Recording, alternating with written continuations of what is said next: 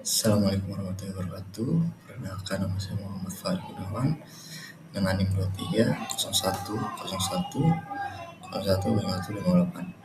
Pada video kali ini saya akan buat video untuk mata kuliah aljabar linear untuk membahas tentang transformasi vektor linear.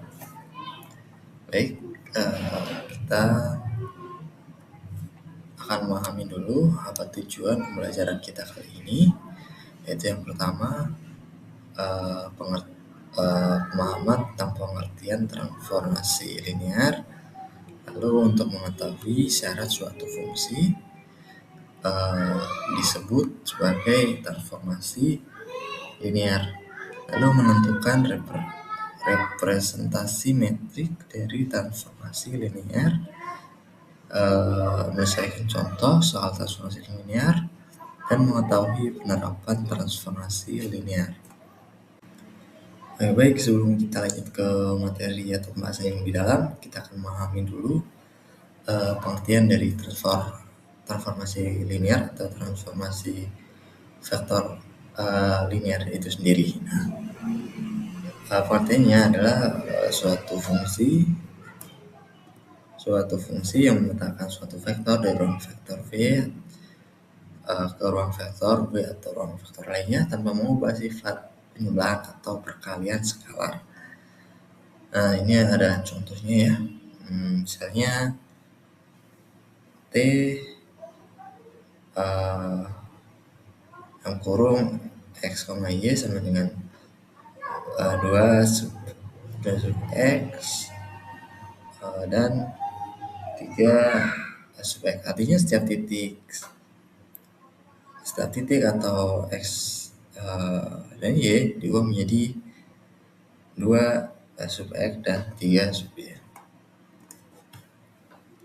Nah, adapun syarat transformasi linear yaitu transformasi vektor tersebut akan disebut suatu fungsi akan disebut transformasi vektor linear apabila fungsi tersebut memenuhi 2 sifat berikut, yaitu yang pertama mempertahankan penjumlahan, yang kedua mempertahankan perkalian skalar. Nah, di sini ada representasi metrik, yaitu transformasi linear dapat dinyatakan dalam bentuk metrik. Misalnya